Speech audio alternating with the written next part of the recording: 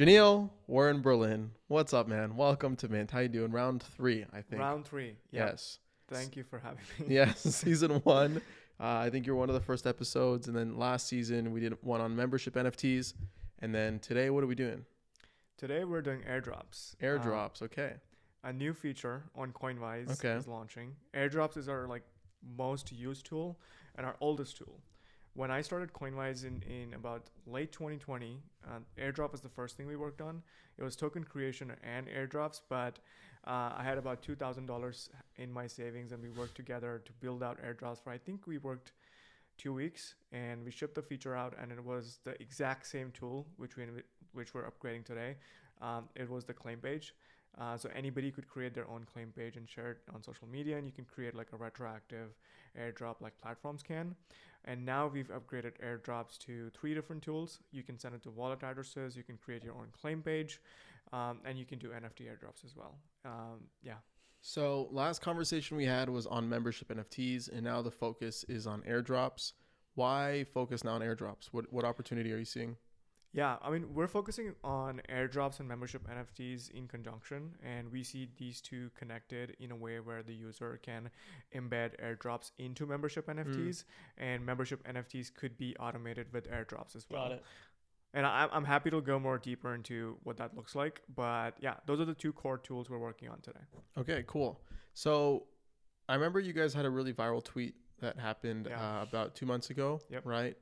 When you guys announced membership NFTs, I'm curious sort of how'd that announcement go? Like, what was the progression since you guys issued membership NFTs? And yeah, I guess the next obvious step would be airdrops, because once you build a community using membership NFTs, you want to reward, you want to maybe do some marketing, etc. Airdrops are a good way to do it. Yeah. Yeah. So initially, when we did the membership NFT announcement, we wanted to sort of showcase the idea that membership NFTs should look like drag and drop sort of utilities that you can plug into, sort of like a Patreon tier, Okay. which has benefits, a series of benefits for, whenever somebody purchases that tier and they get access to them. What does the Web3 version of that look like? So we introduced something called plugins, and those plugins could be access to Discord. Those plugins could be access to events. It could be, you could route some of the funds or revenue to public goods funding. There could be just a number of benefits that you can get, which are all enforced on chain. And one of the benefits or one of the plugins that we designed was Airdrop, because Airdrop is something we've been working on for, I don't know, about a year and a half now. So we added that as one of the benefits or plugins for membership NFTs. So whenever somebody purchases your membership NFT, they automatically get an airdrop in the same transaction. And this sort of idea was something that we were trying to communicate with that tweet, that it is all like, it's not like I'm promising something to my community, to my audience, and then there was this missing link that of like sort of accountability, that once I raise a certain amount of ETH or dollars from a crowd fund or from selling NFTs, there was no sort of like obligation for me to even add that value 6 months down the line, 2 years down the line. And for projects to truly build networks, it was important that a lot of the value was given back to the audience or community on chain, and it was proven on chain. So at Coinvise, we decided, okay, why don't we just build use cases and integrate with plugins like that, where you can just give an airdrop every time somebody purchases an NFT, which is why that tweet went viral. And obviously now we're trying to improve airdrops more so than what it is today, which I can obviously go more deeper into. I'm trying to think of like the use cases around why someone would create an airdrop right after they claim something. So like if you mint an NFT, okay, you get that, and then you automatically get something sent to your wallet, right? Right. What are the use cases behind why you would do something like that? Because typically you just see like phase 1 of issuing membership NFTs, and then down the line you see maybe an ERC20 get issued as a form of governance, right? Yeah. As a form of like community currency. Yeah. Why do them, for example, in the same type of transaction or like simultaneously? Yeah. So a lot of membership NFTs, like the word says, they represented access to a community. It was something that wasn't seen as a mechanism for creating liquidity or using for governance. Maybe they were used for governance, but they were extensively used for access to a private channel in your Discord or access to a small group of people, right? And airdrops of community tokens specifically. So if you have a community and the community ends up having a token, even if you're a creator yourself, you can sort of give those tokens for broader use cases outside of the NFT. So we saw, before we like launched this as a plugin, we saw a lot of people asking us, hey, I want to sort of airdrop tokens to all the people that invested in us. When we release it, because you sort of want to like distribute tokens or ownership to people that truly support you, right? So might as well like sort of create this automation where you having to do it later, or even like you having to like expand use cases to governance, or you know, like the tokens itself represented as like royalties. Mm-hmm. Those were made possible with like community tokens or fungible tokens. And this is optional. So if fungible token is indeed something that comes down the line, and if liquidity is not something you're thinking about right now because the community is in its early stages, NFT memberships alone can be released. And one of the plugins is Discord access, which is live right now. Sure. So you can start creating a Discord, and automatically people get access when they purchase the NFT. Okay, cool. I'm trying to think of like examples like in practice. The most iconic airdrops that I think, if you've been in the space for long enough, is the Uniswap airdrop. Right. I remember where I was when I got that. I think that was like, it was probably the first airdrop as well, right? Yep.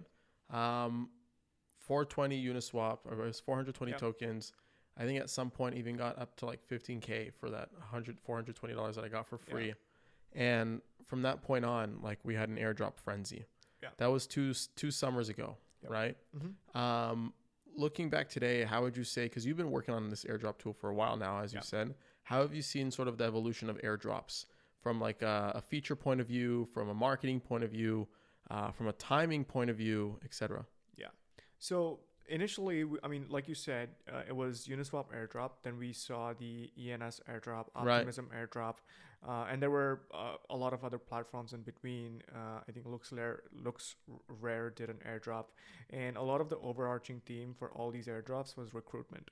There's a really good article written on speaking about that airdrops can be used really well for recruitment, whether it's recruitment of users for your platform, for community members, for your community, or even recruiting the right people to support your project and become your early community developer project. Got it. Okay. Got it. So what does this article actually outline? Because it still doesn't really create like the initial question was like, how do you create like meaningful connections? Right. How do you incentivize long-term participation so that users actually feel like have a voice in whatever system they're playing in? Yeah. So this is the core problem that we are trying to address with Airdrops version 3. Is to date, airdrops on Coinvise were very similar to airdrops how you've seen till today. Is you can send tokens to a group of people by creating a claim page or by distributing to wallet addresses. But again, you had to come up with incentives yourself, and you had to like sort of figure out how you like give that value back to your community and how value is accrued over a certain period of time. With version 3 on Coinvise, we've sort of built templates or plugins, and these plugins are essentially just meaningful forms of contribution or participation. This is the one thing we say in our company a lot is distribute tokens at the speed of participation. And participation is the core problem we're trying to solve with airdrops, because that's the missing link, and that's something that you should distribute ownership on, is participate. And that's how, like, conditional to participation is how you should distribute tokens. How would you sort of define participation in like an independent creator's use case? Yeah, I think like for independent creators, I think participation is like some kind of collective effort into producing media, or like helping them produce media, or helping expand the network and strengthen that network. Because a lot of times it's not, the number of people in a community. They're more interested in building stronger relationships. Right. So anything that contributes meaningfully to building that network stronger, or if media is something that you're producing as an independent creator, if you can sort of crowdsource content in a very high quality way, you sort of become a really large team that's collectively building media on the internet with a lot of aligned values. And I think that could be really powerful in so many ways, even efficient with a lot of Web3 tools that are out there. But airdrops could be programmed to be distributed to these people that are like helping you provide content, or helping you filter content and make sure it's like the right quality, or B, help like further strengthen the network. And you can sort of figure out what's more important to you, but ultimately what's always important, or what makes somebody hold their token, is either the people or the content, or the media that you're producing. Right. Yeah. Got it. Okay. So right now we're in Berlin. Yeah. It's basically Berlin Blockchain Week. ETH Berlin is towards the end of the week. This is the first time we're meeting. Yeah. We've known each other for Over a year? Over a year. Over a year? Yep. Maybe close to a year and a Close half? to, Yeah. You're the reason, one of the main reasons, if not the primary reason why Mint got started. I remember you called, or we were talking about doing some type of token project at the time. Yeah. And you were also looking for people to do marketing, whatever. And I just had left my job at Draper Goren Home to start the podcast. And it's funny because a lot of why I originally quit Draper Goren Home was to start a token-based community for creator, and was thinking of using Coinvise essentially as that foundation to sort of launch the token, build a community around it, etc. And I'm curious how you sort of, and that was about a year and a half ago. So how were airdrops being used then, right? Yeah. And now with this new feature that you're introducing, how do you expect them to be used now? Yeah. So airdrops before were used for rewarding soft contributions. Right. And rewarding community-specific interactions that were, hey, go retweet this tweet, Right. or hey, help me moderate this Discord call, or hey, why don't you sort of help manage our community, and we'll sort of give you X amount of tokens every month. So they were sort of community-specific actions that were rewarded with tokens. And what we realized is, airdrops should be participation first, and because these tokens are valuable and they often represent ownership in a community, even though they're utility tokens. So even if they're non-liquid tokens, what are some ways which are meaningful forms of participation that you can scope out that can sort of be applied to a lot of the creator communities that we work with today, right?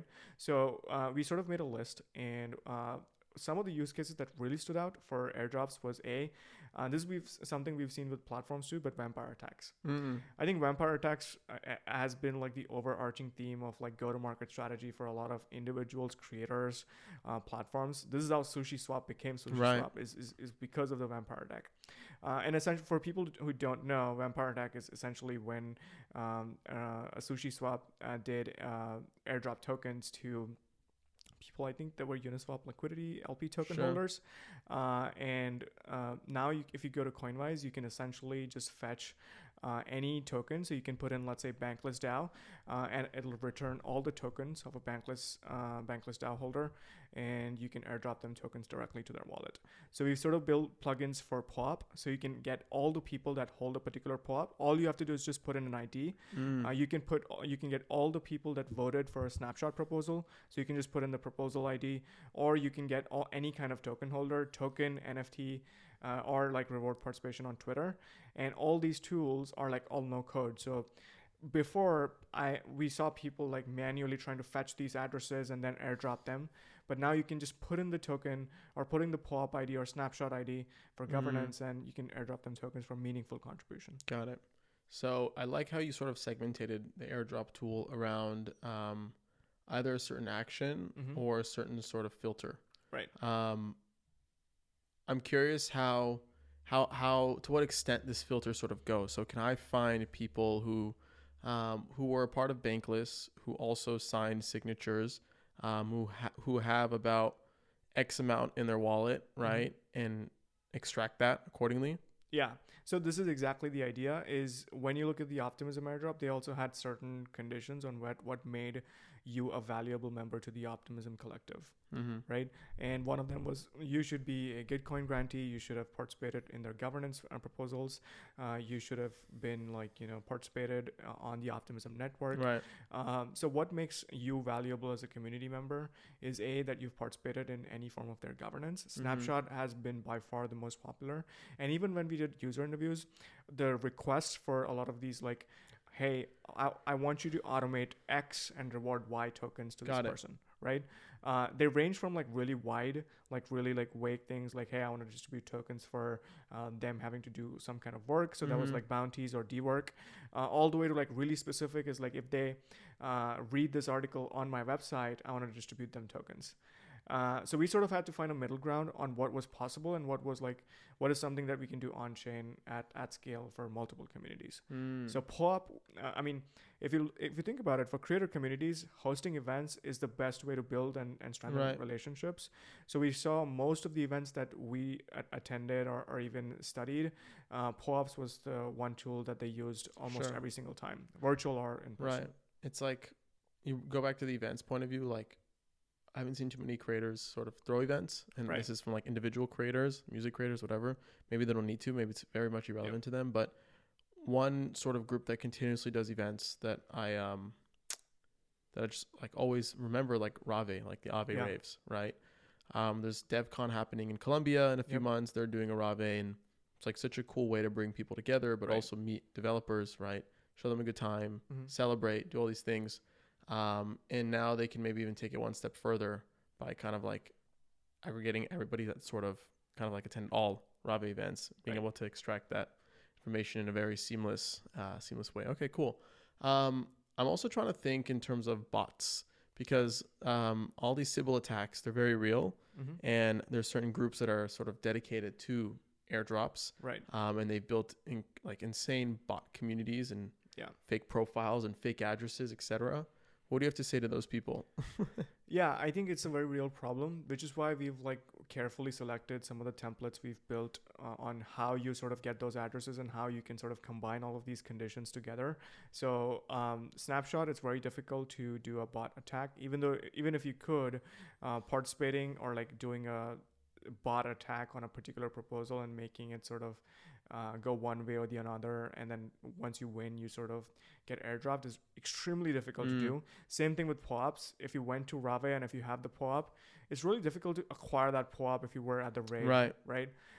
So we sort of built, like, we're going slow in the sense that we've built these considering like bots in the first place, and otherwise like the previous version of Coinvise was very open-ended, Right. So you could do a lot of these things, and I think that's when it was like a huge problem, right? But now you can sort of choose, and you can just select these, and these are like pre-configured for you right out of the box. So you can like do multiple conditions. You can say you must have attended Rave, you must have voted in this proposal, you must hold 75 FWB, and you must be like, let's say, a Gitcoin grantee. And if you mix those, it's really difficult for bot to satisfy all of those, right? Yeah, because like you'd have to actually be a human to do those things. Okay, interesting. So membership NFTs, airdrops, what do you imagine being the next focus? Yeah, so the idea is to go deeper into airdrops and membership NFTs. Okay. The premise of Coinvise is to build no-code tools, so building communities is easier. And we want to over the past 1.5 years, we've identified that to be able to build, start, and just grow networks in general, airdrops and membership NFTs play a crucial role. Membership NFTs is a great way to start out. So if you're just starting out, you might launch membership NFTs that would attract your early community. You would progressively do airdrops as and when they participate more. So that's A, acquisition, and B, retention with airdrops. And you continue doing that over a period of time for different meaningful forms of participation. So that's exactly what we're going to do with Coinvise. We're going to add more plugins for memberships, so that right now you can add in an airdrop, add in access to Discord as a benefit, and obviously you can add custom benefits to your tiers. But you could, in future, you'd be able to add, like, you get access to events online and virtual or in person. You get access to, let's say, some kind of media or content, because a lot of creators produce content. You just drag and drop that into your tier, and we make sure that you sort of are able to token gate that. Same thing for airdrops. We want people to be able to do airdrops similar to how ENS or a lot of these platforms are doing, but in a very meaningful way. So you can add these conditions like I just mentioned, and we're going to add more and more of these plugins. You can think of it like similar to Zapier, where we build these integrations so that it's easier for you to build a community. Got it. So it feels like a marketplace, essentially. Yeah. Like a plugin store, essentially. Yeah. It's just a variety of use cases, and we just want to like show our users use cases when they go to our platform, right? Because before it was just they had to come up with use cases, but now they just see all the use cases right in front of them, right? And you just drag and drop like Lego blocks, right? Yeah, very cool. I like that. It's like a big focus on like user experience, a big focus on like on product, because I still think we lack like really good products in crypto, consumer facing products. Yeah, man, this is super cool, super exciting. What's on your agenda for ETH Berlin? So for ETH Berlin, I mean, this week is really important to us because we're releasing Airdrops version 3. Okay. We're releasing Ibn and Glor's music NFTs. This is like one of the Ibn. First use cases of music NFTs going live on Coinvise. He's going to be doing his sort of Patreon style subscription tiers for access to his content, all via Coinvise, so you can pay in ETH and you get access to a lot of his content as well as a lot of the music albums that he's going to be producing in future. We're also doing membership NFTs and going live with Evelt DAO, which is an investment DAO based out of LA. And their membership NFTs are now live on Coinvise. You can go to Eve members on Coinvise and check it out. And then we are doing membership NFTs with Radar, and these are like sort of sponsorship. So they're hosting an event in the future, which obviously everybody will learn more about. But they're raising their funds for this for the event with sponsorships, and all the sponsors can go to Coinvise, get the NFTs. And for like acquiring those NFTs, they get a certain amount of benefits, visibility.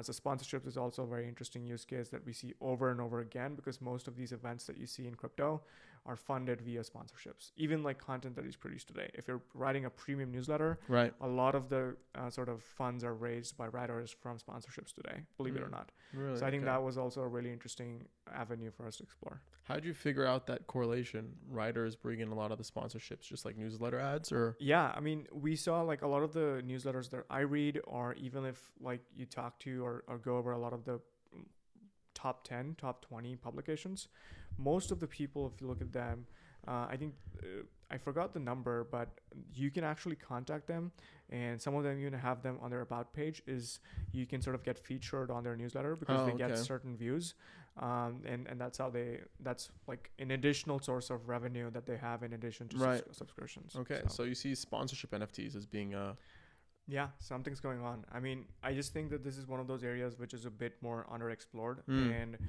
this is one of those early use cases where sponsorship NFTs could be used as a way for creators and communities to get funding or even like attract people from the outside to work with. And, I've been using sponsorship NFTs since episode 1. You were the first person to collect my first sponsorship NFT. And I think I've given out like over 15 to date across 6 seasons or something. Yeah. Which is crazy to think about, and a really cool concept, because all revenue for me has been on chain since like day 0. And I haven't really seen anybody really explore like sponsorship based NFTs, like an NFT that unlocks a certain level of utility if collected. For me though, I kind of see it as like my sort of stepping stones to building some type of on-chain community in the future, and these brands playing a role beyond just sending me money, right? And me just like promoting their brand kind of thing. Like they have something to collect for them to see that they were part of the community, for the community to see who else is collecting alongside them, right? Super, super cool. Have you seen any other communities sort of mingle and like mess around with sponsorship NFTs? Of course. So is it just from the point of view of just like sending money on chain to then receive utility, or do they get an NFT in return? Yeah, so this is a perfect segue. We just did FWB Fest. Okay. And Coinvise was one of the sponsors in FWB Fest. And that was a perfect example of what sponsorship NFT could look like. Being like one of the partners of FWB Fest, we got to airdrop NFTs to people that attended the fest and even attended some of the sessions, as well as like it was a great way for us to get utility because we were physically at the event. We hosted a workshop.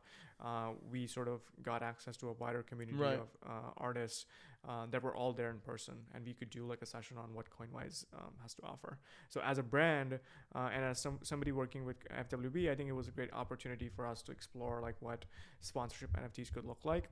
And once we started like seeing more of those examples with, like I said, Radar, which is going live this week, and a few other communities, Refraction is one of them. Refraction is an events community. There's so many other DAOs, even Pizza DAO. A lot of these communities, if you like sort of scope out and see where does the treasury come from, sponsorship NFTs is like are just sponsorship or advertisement revenue that creators do for brands is like huge portion of it. And I think that could be an interesting use case of membership NFTs themselves, because when you're sort of working with a brand, you're like, that's your acquisition cost. Right. That's your community building cost. So I think like that's something that could unlock a lot more potential. So I'm interested in seeing where this goes. Got it. Yeah, really, really cool. I still think sponsorship-based NFTs are super early. Yeah. Let alone NFTs in general, of course. Yeah. I'm curious for you to also hear your point of view of you've been in the creator economy space building in Web3 for a minute.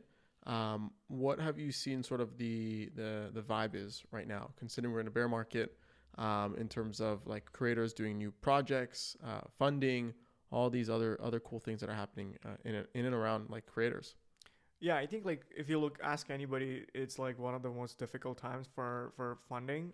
Sure. But I think like some of the, I guess, gaps or voids, if you look at just scope out for projects in Web3, one of them is like messaging. Messaging has been the weakest link in Web3 for a really long time. So I think we're starting to see like better UX and better UI, but also that should be in conjunction with real use cases. So seeing a lot of use cases evolve is something that I'm really interested in seeing, and one of them that I'm seeing is with Guild XYZ. They're doing membership management, and it was one of those first platforms that showed us that if you show people use cases in a templatized way, where everything comes out of the box and you can sort of create unique things out of it. I think that was like something very powerful. Got it. And that showed the message. So I think more of that where you don't work against, but you sort of work with a lot of the platforms that are complementary to you. And there was a great article, like it goes way back in the 90s on how Dungeons and Dragons evolved. And Joel Spolsky wrote an article on commoditize your complement. Which is very popular, is essentially saying every platform or every tool that plays complementary to you, you sort of commoditize that. And what ends up leaving is sort of the core value that you end up adding. And that's the best way to build a community, which is how Dungeons and Dragons became one of the biggest games in the industry. Got it. Dude, super exciting stuff. Yeah. Really, really cool. I'm excited to see how people sort of integrate their membership NFTs that they minted on Coinvise, now with airdrops, and sort of like what the evolution is from here. I guess before we wrap this up and go enjoy our time at ETH Berlin, any last words? What sort of details do we need to know for this announcement that's dropping today?